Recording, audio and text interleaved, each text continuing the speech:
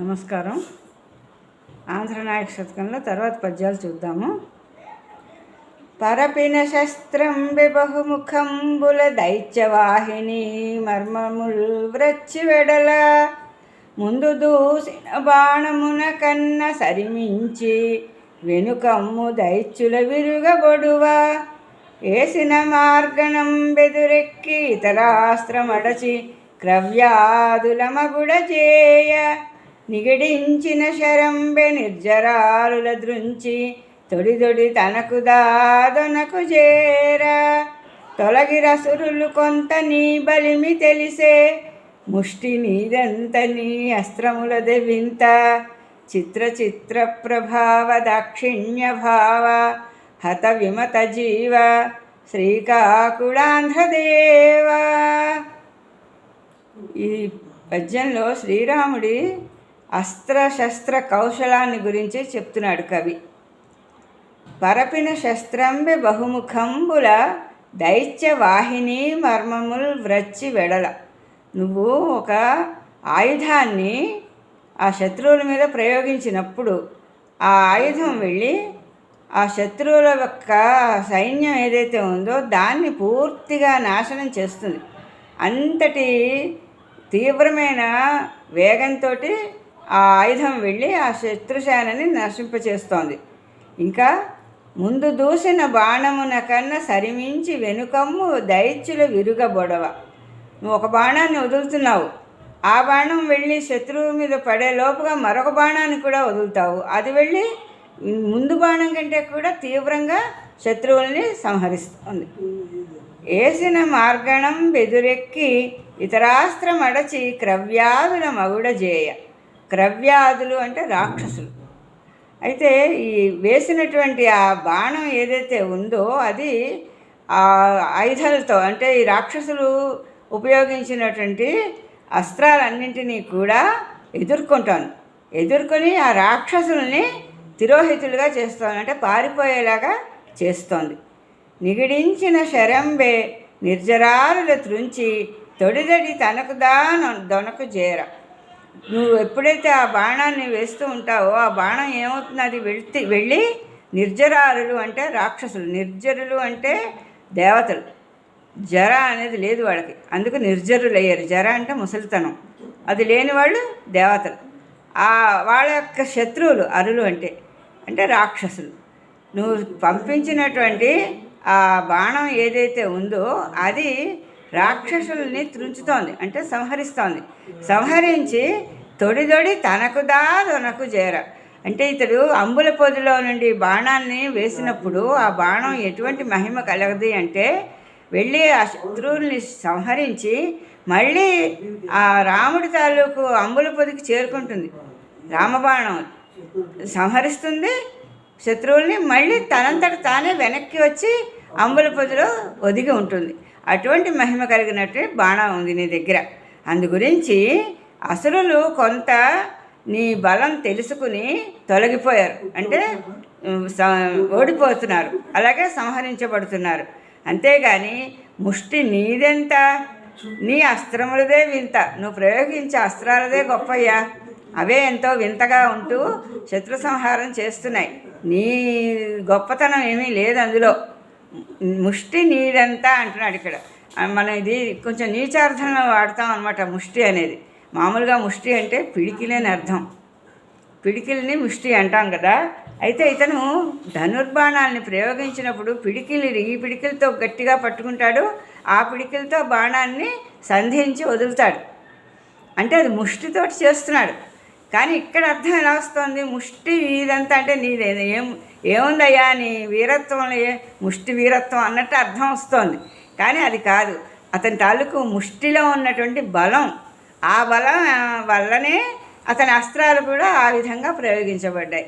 అందుగురించి ఇక్కడ అవహేళన చేస్తున్నట్లుగా ఉంది. కానీ అసలైన అర్థం ఏంటంటే ఆ శ్రీరాముడి తాలూకు ముష్టి ఘాతం, ఆ ముష్టిలో నుండి వెలువడినటువంటి బాణాల పరంపర యొక్క మహత్యం అటువంటిది. అందువల్లనే రాక్షసుల యొక్క బలం తొలగిపోయి వాళ్ళందరూ కూడా సంహరించబడ్డారు. అది పద్యంలో చెప్పాడు అన్నమాట. తర్వాత పద్యం అడవిలో తెరువర్ల నుడుగక తినుచున్న ఆడుదాని వధించుటర్హమగునే. చిక్కిన వారికి చేతులెంతయు జాచు మొండివాని వధించ ముఖ్యమగునే. ఎక్కడెక్కడనైనా ఏరుక తిను కాకి కన్నుబోబొడచుట ఘనగుణంబే. కడుబ్రేటుబడి గడ్డి కరచిన మారీచు తరిమి బాధించుట నెరతనంబే. ఎవ్వరే రాజులొనరించిరిట్టి పనులు చేసితివి ఇంక నెద్దేని చేయగలవు. చిత్ర చిత్ర ప్రభావ దాక్షిణ్య భావ హత విమత జీవ శ్రీకాకుళాంధ్రదేవ. ఇందులో శ్రీరాముడు ఎవరెవరిని సంహరించాడో అది చెప్తూ ఆక్షేపిస్తున్నట్లుగా ఉంది పద్యం. కానీ అర్థం తెలుసుకుంటే దానిలో ఉన్న గొప్పతనం తెలుస్తుంది మనకి. అడవిలో తెరువర్ల నుడుగక తినుచున్న ఆడుదాని వధించుట అర్హమగునే. నువ్వు ఆ పని చెయ్యొచ్చా శ్రీరామ? ఎందుకంటే అడవిలో ఏదో తిరుగుతూ ఆ బాటసారులు అక్కడికి వచ్చినప్పుడు వాళ్ళని సంహరించి తింటోంది పాపం ఒక స్త్రీ. ఎవరు ఆమె అంటే తాటకి అరణ్యంలో నివసిస్తూ అక్కడ వచ్చేపోయే బాటసారులందరినీ భక్షిస్తూ ఉంటుంది. ఆమె బాధ పడలేకపోతున్నారు ఆ అరణ్యాల్లో ఉండేటటువంటి వాళ్ళందరూ కూడా. ఆమెని విశ్వామిత్రుడు యాగరక్షణకు వెళుతున్న సమయంలో ఆ తాటక వీళ్ళ మీద కూడా పడింది. అప్పుడు విశ్వామిత్రుడు చెప్పాడు సంహరించమని. అంటే స్త్రీ కదా, నేను సంహరించనన్నాడు రాముడు. అయినా సరే ఈమె దుర్మార్గురాలు, రాక్షసి, ఈమెను సంహరిస్తే నీకు పాపం ఏమీ రాదు, లోకోపకారం జరుగుతుంది అని విశ్వామిత్రుడు బోధించాడు. అప్పుడు తన బాణాన్ని ప్రయోగించి శ్రీరాముడు తాటకిని సంహరించాడు. అందుకని పాపం జాలి పడుతున్నాడు కవి. ఇక్కడ ఏమంటున్నాడంటే, అడవిలో ఏదో బాటసారిని తింటూ ఉంటే ఆ ఆడదాన్ని వధించుట నీకు అర్హమేనా? నీకు తగిన పనేనా? పాపం స్త్రీ కదా ఆమె. చిక్కిన వారికి చేతులెంతయు జాచు మొండివాని వధించ ముఖ్యమగునే. ఆ అరణ్యంలోనే సీతాదేవి అపహరణ జరిగిన తర్వాత రామలక్ష్మణులు వెతుక్కుంటూ వెళుతూ ఉంటే ఆ సమయంలో ఒక రాక్షసుడు అక్కడ ఉన్నాడు. ఆ రాక్షసుడికి మొండె ఉంది, అంటే కాళ్ళు లేవు, మొండెమే ఉంది, చేతులు మాత్రం చాలా పొడుగ్గా ఉన్నాయి.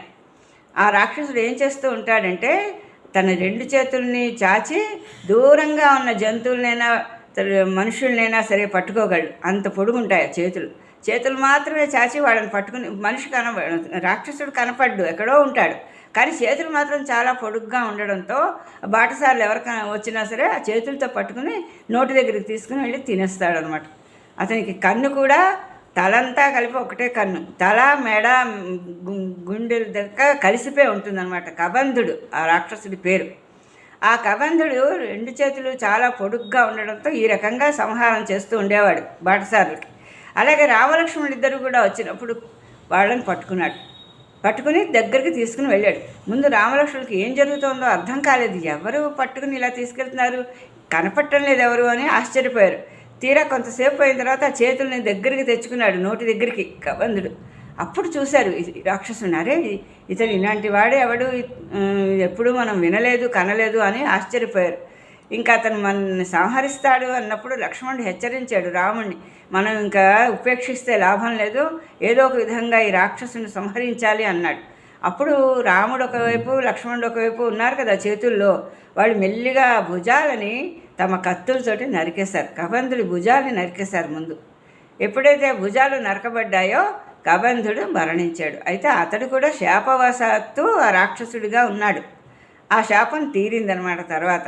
అందుగురించి ఇక్కడ ఏం చెప్తున్నాడంటే మొండివాడు అంటే తల మొండం కలిసిపోయి ఉన్నది, అలాంటి మొండి శరీరం అన్నమాట అది. అతనికి చేతులు మాత్రం పెద్దవిగా ఉన్నాయి కదా, పొడుగ్గా. అందుగురించి చిక్కిన వారికి చేతులు ఎంత జాచు, తన సమీపంలోకి కొద్దిగా వచ్చారనగానే చేతుల్ని పొడుగ్గా చాచి పట్టుకునేటటువంటి ఆ మొండివాడిని వధించుట ముఖ్యమగునే. పాపం కదల్లేడు మెదల్లేడు కదా కూర్చున్న చోటు నుండి, అతన్ని నువ్వు సంహరించావు, అది మా న్యాయమేనా? ఇంకా ఎక్కడెక్కడనైనా ఏరుక తినుకాకి కన్నుబోబొడుచుట ఘనగుణంబే. పాపం ఎక్కడో ఇటు అటు ఎగురుతూ ఉంటుంది, దొరికిన చోట ఎంగిలి మెతుకులు ఏరుకొని తింటూ ఉంటుంది కాకి. అటువంటి కాకి నువ్వు కన్ను పొడిచేసావు, అది నీ గొప్ప గుణమా? అలా పొడవడం కన్ను అంటున్నాడు. కానీ జరిగిన విషయం ఏమిటి అంటే, సీతారాముడు పర్ణశాలలో ఉన్న రోజులలో ఆ సీతాదేవి తొడ మీద రాముడు తల పెట్టుకుని నిద్రిస్తున్నాడు. ఆ నిద్రిస్తున్న సమయంలో కాకాసురుడు అనే రాక్షసుడు వచ్చాడు. ఆ కాకాసురుడు కాకి రూపంలోనే ఉంటాడు. వాడి పేరు కాకాసురుడు అంటే అదే అర్థం. అయితే వచ్చి ఏం చేశాడంటే సీతాదేవిని బాధించడం మొదలుపెట్టాడు. అలా బాధిస్తూ ఉంటే సీతాదేవి పాపం ఓర్చుకుంది, రాముడికి నిద్రాభంగం జరుగుతుందేమో అని. అయితే ఆమె ఓర్చుకున్నా కూడా పొడవడంతో రక్త బిందువులు రాముడి మీద పడ్డాయి. సీతాదేవి వెంటనే తెలివి వచ్చింది రాముడికి. చూసేసరికి కాకి కనబడింది జానకీదేవిని హింసిస్తూ. వెంటనే పక్కనే ఉన్న ఒక గడ్డి పరకను తీసి దాన్నే బ్రహ్మాస్త్రంగా మంత్రించాడు రాముడు. మంత్రించి ఆ కాకి మీదకి వదిలిపెట్టాడు. వెంటనే అది బ్రహ్మాస్త్రం కదా, కాకిని వెంటబెట్టింది. కాకి అంటే కాకాసురుడు ఎంత దూరం వెళ్ళినా కూడా బ్రహ్మాస్త్రం వదిలిపెట్టలేదు. అప్పుడు ఆ కాకాసురుడు ఇంకా వేరే గతి లేక మళ్ళీ రాముడి దగ్గరికి వచ్చి శరణు కోరాడు, రక్షించని. అప్పుడు సరే అని జాలిపడి ఆ కాకాసురుడి కన్ను ఒక్కటి మాత్రం పోయేటట్టు చేశాడు ఆ అస్త్రంతో. అందుకే ఇక్కడ అంటున్నాడు, ఎక్కడెక్కడనైనా ఏరుక తిను కాకి కన్ను పోగొడుచుట ఘనగుణంబే. అదేమయ్యా పాపం ఆ కాకి కన్నును పొడిచేసావు కదా. ఇంకా కడుపురేటుపడి గడ్డి కరచిన మారీచు తరిమి బాధించుట నెరతనంబే. నీ దగ్గర ఒకసారి దెబ్బ తిన్నాడు మారీచుడు. విశ్వామిత్రుడు యాగ సంరక్షణ సమయంలో అతడి తమ్ముడు సుబాహుడు ఇద్దరు వచ్చారు. వచ్చి యాగాన్ని ధ్వంసం చేస్తూ ఉంటే నువ్వు బాణాలు వదిలిపెట్టావు. సుబాహుడు మరణించాడు. నీ చేత దెబ్బతిన్న మారీచుడు కొన్ని యోజనాల దూరం వెళ్ళి పడ్డాడు. పడిన తర్వాత నీ జోలికి రాకుండా ఊరుకున్నాడు. తర్వాత రావణాసురుడి ప్రోద్బలంతో ఒక లేడి రూపంలో వచ్చాడు. లేడి ఏమిటి తింటుంది? గడ్డి తింటుంది, అంతే కదా. గడ్డి ఖర్చుట అంటే ఇక్కడ అదనమాట. అటువంటి గడుబ్రేటు బడి అంటే నీ చేత ఒకసారి దెబ్బతిని గడ్డి ఖర్చున. ఇప్పుడు గడ్డి ఖర్చుట అనేది కూడా ఒక జాతీయం. అదేమిటంటే ఏ మార్గం లేకుండా హీనస్థితిలో ఉండేటప్పుడు గడ్డి ఖర్చారంటారు. అలాగే హీనస్థితిలో ఉన్నాడు మారీచుడు. ఆ సమయంలో అతడిని తరిమి బాధించుట నెరతనమ్మే. అదేం గొప్పతనమా? నీ చేత ఒకసారి ఎలాగా దెబ్బతిన్నాడు, ఇప్పుడేమో ఏ రకంగా పనికి రాకుండా శిథిలావస్థలో ఉన్నాడు. అటువంటి వాడిని వెంట తరిమి అతన్ని సంహరించావు. అదేం గొప్పతనం కాదు కదా అని అంటున్నాడు. అంటూ ఎవరే రాజులు అనరించి రిట్టి పనులు, ఇటువంటి పనులు ఇంకెవరైనా క్షత్రియులు చేశారా? నువ్వు తప్ప. నువ్వే చేసావు ఇవన్నీ కూడా. ఇవన్నీ చేసిన వాడివి ఇంకా దేని చేయగలవు? ఇలాంటి పనులు చేసిన వాడివి ఇంకా ఏమేం గొప్ప పనులు చేయగలవో మేము చెప్పలేం. అలాంటి పనులు ఇంకా ఎన్నో చేస్తావు నువ్వు. ఎందుకంటే ముందు ఒక స్త్రీని సంహరించావు, ఆ తర్వాత ఒక మొండి కళేబరం కలిగినటువంటి అంటే కదలలేనటువంటి ఆ శరీరం ఉంటే అతన్ని సంహరించావు. ఒక ఆకికి కన్ను పోగొట్టావు. పాపం గడ్డి తింటూ బ్రతుకుతున్న ఒక లేడీని చంపావు. ఇటువంటి పనులు చేసిన వాడివి ముందు ఇంకా ఎటువంటి ఘనకార్యాలు చేస్తావో అంటూ ఈ పద్యంలో చెప్తున్నాడు. కానీ ఈ పద్యంలో అర్థం అంతా మనం తెలుసుకుంటే ఇప్పుడు తెలిసింది కదా, వాళ్ళంతా ఎంతటి దుర్మార్గులో. ఆ దుర్మార్గుల్ని సంహరించాడు, శిక్షించాడు. అది ఈ పద్యంలో ఉన్నటువంటి అంతరార్థం. ఈ రోజుకి ముగిస్తాను. మళ్ళీ రేపు కలుసుకుందాం. అంతవరకు సెలవు. నమస్తే.